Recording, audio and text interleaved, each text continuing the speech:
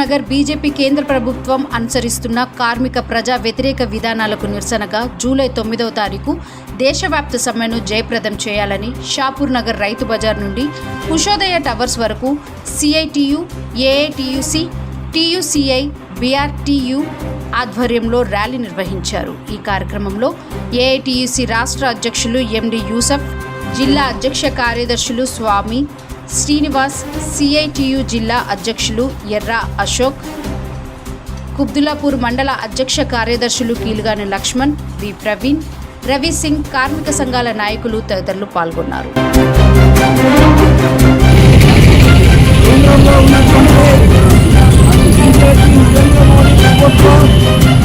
కార్మిక ప్రజా వ్యతిరేక విధానాలకు నిరసనగా దేశంలో ఉన్నటువంటి అన్ని కార్మిక సంఘాల ఆధ్వర్యంలో జూలై 9వ తారీఖు జరగబోయే దేశవ్యాప్త సమ్మెను జయప్రదం చేయాలని చెప్పేసి, అట్లాగే 8 గంటల పని దినాన్ని అమలు చేయాలని చెప్పేసి, కనీస వేతనం 26,000 రూపాయలు అమలు చేయాలని చెప్పేసి, కనీస పెన్షన్ 9,000 రూపాయలు ఇవ్వాలని చెప్పేసి, పెరుగుతున్న ధరలను అరికట్టాలని చెప్పేసి ఈరోజు మొత్తం కూడా దేశవ్యాప్త నిరసన కార్యక్రమం జరుగుతూ ఉంది.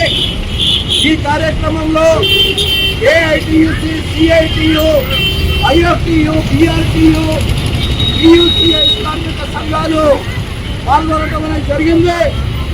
రేపు జరగబోయే 9వ తారీఖు దేశవ్యాప్త సమ్మెను మొత్తం కార్మిక దేశంలో ఉన్నటువంటి అన్ని కార్మిక సంఘాలు, అందరు కార్మికులు పాల్గొని నరేంద్ర మోడీ ప్రభుత్వానికి బుద్ధి వచ్చేలాగా ఏదైతే ఈ రోడ్ల మీద ఉన్నటువంటి అసంఘటిత రంగ కార్మికులకు కూడా సామాజిక భద్రత కల్పించాలని చెప్పేసి రేపు జూలై 9వ తారీఖు జరగబోయే సమ్మెను జయప్రదం చేయాలని చెప్పేసి ఈరోజు ఈ ర్యాలీని చేయడం అనేది జరిగింది. ఈ ర్యాలీని ఉద్దేశించి ఏఐటియుసి రాష్ట్ర అధ్యక్షులు కామ్రేడ్ యూసఫ్ గారిని మాట్లాడాల్సిందిగా కోరుతా ఉన్నాం.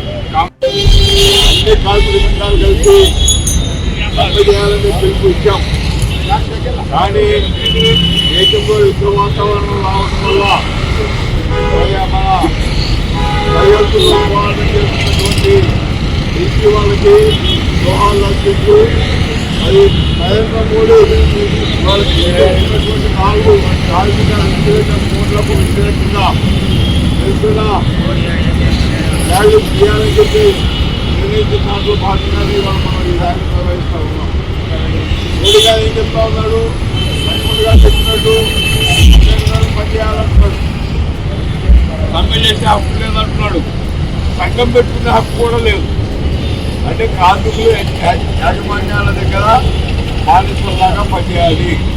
కాబట్టి ఇది చెల్లదు.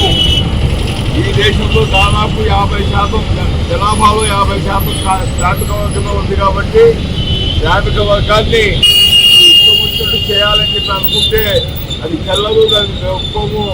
దాన్ని నిరసన ప్రదర్శన తెలియజేస్తా ఉన్నాం. మరి ఈనాడు చేయదలబెట్టినటువంటి సమ్మె జూలై 9వ తేదీ నాడు ఖచ్చితంగా సమ్మె చేస్తాం. దేశవ్యాప్తంగా మొత్తం దేశాన్ని కూడా. నిరంతర న్యూస్ అప్డేట్స్ కోసం ఛానల్ ని సబ్స్క్రైబ్ చేసుకోండి. పక్కనే ఉన్న బెల్ సింబల్ ని క్లిక్ చేయండి. Thanks for watching GS9 TV.